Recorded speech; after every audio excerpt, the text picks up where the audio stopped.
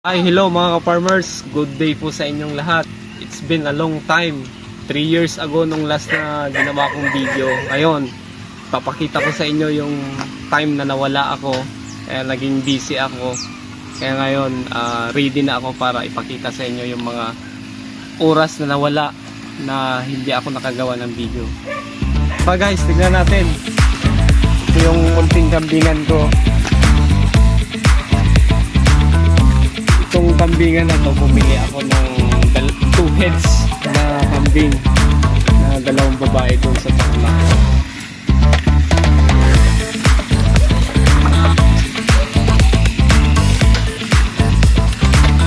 Yan yung isang full blood na boer, kakapanganak noong March 26.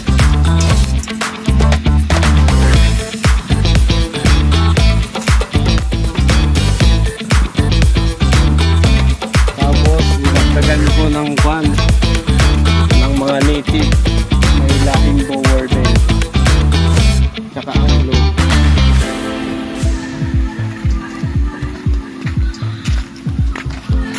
Doon pa yung iba.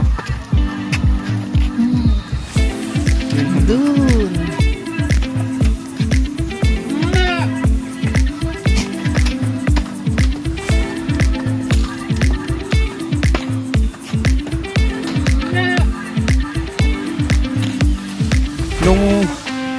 Nung time na nawala ako, ito yung mga pinagkakaabalan ko.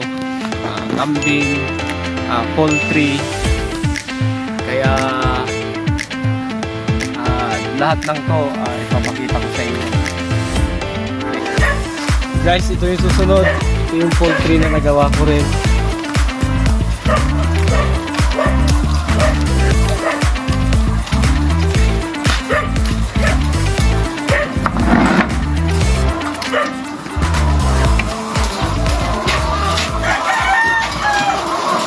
Yan, kasalukuyan nagpapakain sila.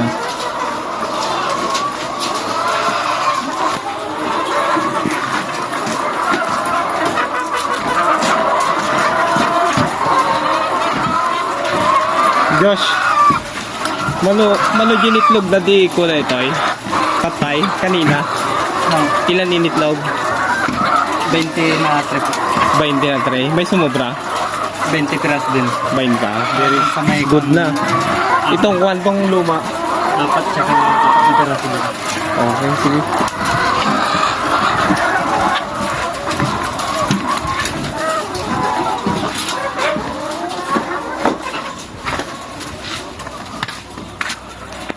Fabulous.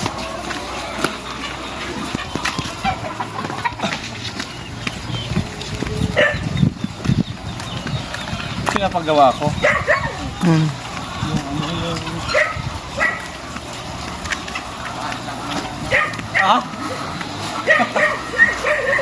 Yung gamit Carlo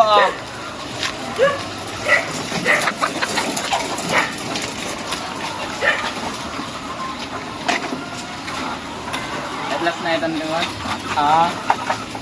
Napulo. So, ano bumali ka nga?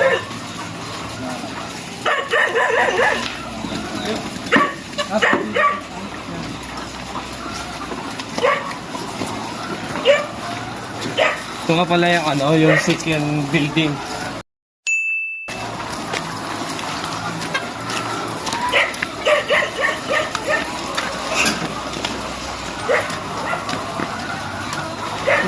Nung araw, itikan ito, tong building na to. Ngayon, kinonvert ko ng layer building dahil nga nalugi ako sa itikan. Kaya, nilagyan ko ng mga manok.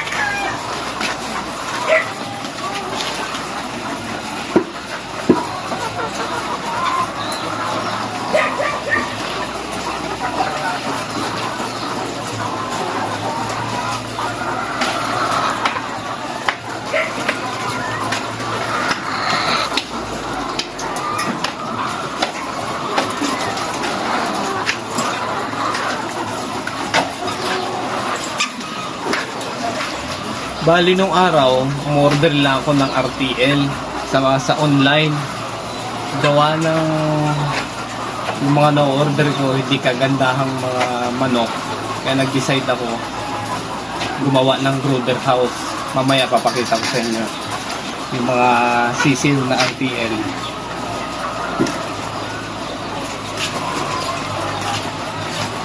Ang capacity ng building na to is 1,200 plus.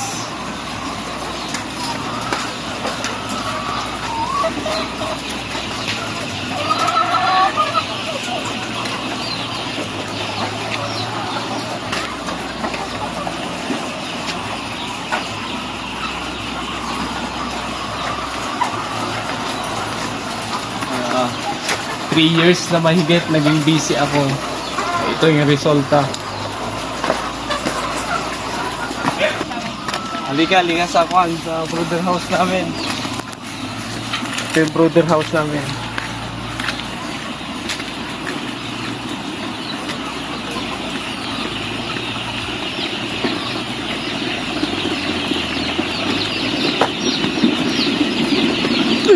Tama-tama, kumakain sila.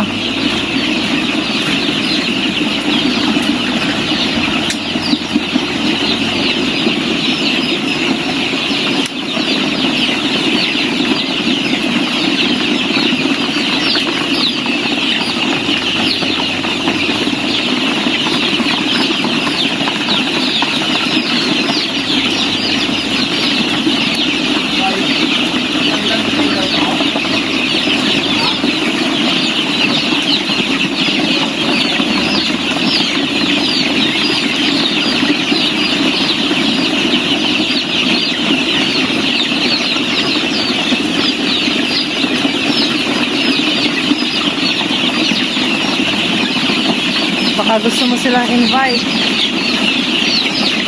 Guys, nga pala, just in case kailangan nyo ng RTL o mag-guide o gusto nyo magsimula sa ganitong klaseng business, contact nyo lang ako o message nyo ako sa YouTube. Willing ako ituro sa inyo lahat ng mga natutunan ko dito sa poultry industry. Kaya huwag kayo magdalawang isip kung just in case na gusto nyo magtayo ng ganito.